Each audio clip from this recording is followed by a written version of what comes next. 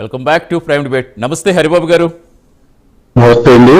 హరిబాబు గారు already cooperative marketing society chairman గా ఉన్నారు. ఎస్ కాబట్టి మీరే గ్రౌండ్ లో ఏం జరుగుతుందో చెప్పాలి, వాస్తవం ఏంటో చెప్పే ప్రయత్నం చేయండి.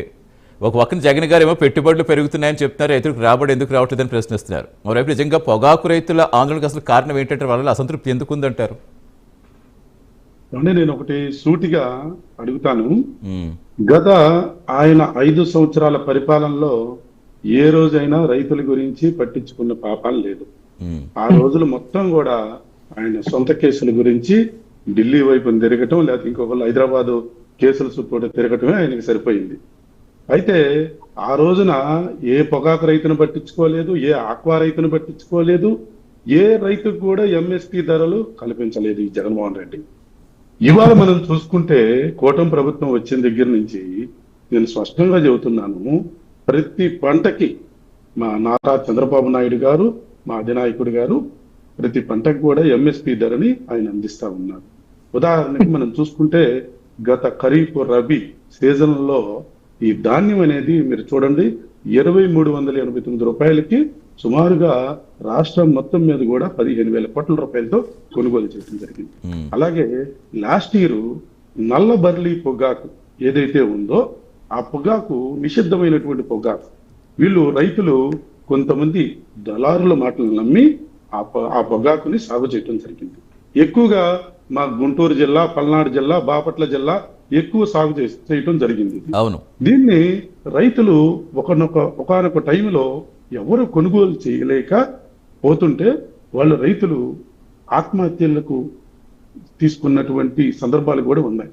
అలాంటి సందర్భాల్లో రైతులను ఆదుకోవటం కోసం మా అధినేత నారా చంద్రబాబు నాయుడు గారు ఈ యొక్క నల్లబర్లి పొగాకుని 12,000 రూపాయలు ఒక రకం రేటు, 9,000 రూపాయలు ఒక రకం రేటు, ఈ యొక్క 6,000 రూపాయలు ఒక రకం రేటు, ఈ క్వాలిటీలను బట్టి ఎక్కువ 12,000 రూపాయలు ఎంఎస్పీ ఇచ్చి కొనుగోలు చేసి సుమారుగా 20 లక్షల మెట్రిక్ కిలోల నల్ల బర్లీ పొగాకుని లాస్ట్ ఇయరే కొని రైతులను ఆదుకున్న మహానుభావుడు మా నారా చంద్రబాబు నాయుడు గారు.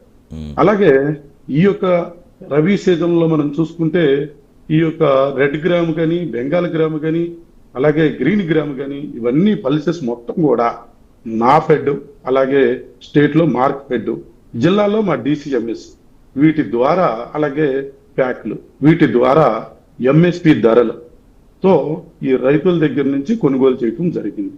ఉదాహరణకి కందులు ఉన్నాయంటే ఈ బయట మార్కెట్ వచ్చి 7,000 ఉంటే ప్రభుత్వము 8,000 రూపాయలు పెట్టి ఎంఎస్పి రేటుతో రైతుల దగ్గర నుంచి కొనుగోలు చేసి రైతులను ఆదుకున్న ఘనత నారా చంద్రబాబు నాయుడు గారు, కూటమి ప్రభుత్వాన్ని.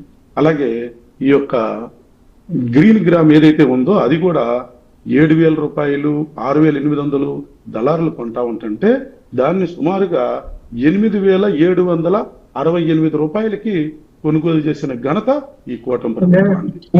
అలాగే శనగలు 5,878 అంటే ఇక్కడ హరిబాబు గారు ప్రతి ఒక్కటి కూడా రైతుకు అండగా ఉంటూ, అలాగే ఏ రైతు పండించిన ఏ పంటనైనా కూడా కొనుగోలు చేస్తా ఉంది. అలాగే ఇంకోటి కూడా ముఖ్యంగా చెబుతా ఉన్నా కాదు హరిబాబు గారు, ఇప్పుడు మీరు మద్దతు ధర కల్పిస్తున్నామని చెప్తున్నారు, కానీ రైతుల్లో అయితే అసంతృప్తి ఉన్నమాట వాస్తవమైన ఒప్పుకోవాలా? ఇప్పుడు వాళ్ళు అక్కడ ఆందోళన చేస్తారు కాబట్టి ఇప్పుడు జగన్మోహన్ రెడ్డి గారు మరలా ఈ గత 5 సంవత్సరాలు, నేను వేరే రకంగా అంటలేదు, గత 5 సంవత్సరాలు పట్టించుకోకపోగా ఇవాళ ఎందుకు ఆయన ఈ రోజున రైతుల మీద కళ్ళబొల్లి ప్రేమ చూపిస్తూ అక్కడికి వెళ్ళి ఎందుకు మాట్లాడటం జరిగింది? ఆయన యొక్క పార్టీలో అందరు పార్టీ నుంచి వెళ్ళిపోతా ఉన్నారు, అదే పార్టీ క్యాడర్ని రక్షించుకోవాలి, ఏదో ఒకటి మనం చేసి పార్టీని కాపాడుకోవాలి, లేకపోతే కేసుల నుంచి రక్షించుకోవాలి, ఇలాంటి అభద్రతా భావంలో ఆయన ఇవాళ రైతుల దగ్గరికి వెళ్తాం, ఏదో మాట్లాడటం జరుగుతుంది. మీకు ఇంకోటి చెబుతా ఉన్నా, ఇదే పొగాకు రైతులకి ఈ సంవత్సరము 50,000 రూపాయలు ఎలాంటి రుణం లేకుండా ఈ యొక్క కూటమి ప్రభుత్వం, అంటే ఎలాంటి వడ్డీ లేకుండా 50,000 రూపాయలు రుణం ఇస్తా ఉంది పొగాకు రైతులను ఆదుకోవటం కోసం. అలాగే మార్కెట్ ద్వారా కొంత కొనుగోలు చేయడానికి కూడా నడుం బిగించింది. ఈ రోజే అక్కినాయుడు గారు కూడా చెప్పడం జరిగింది.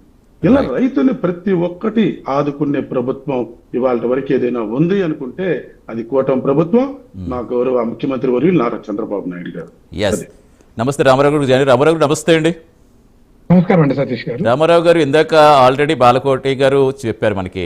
ఇప్పుడు జగన్ గారే ఏం చెప్పారో లెక్కలతో సహా అప్పుడు ఏమొచ్చిందో పత్రికలు ఏమొచ్చాయో చెప్పే ప్రయత్నం చేశారు.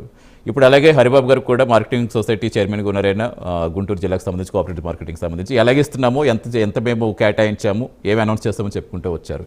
అంటే మీకు ఎక్కడ రైతులకు అన్యాయం జరిగినట్టుగా అనిపిస్తోంది అక్కడ? ఒక అంశం అండి,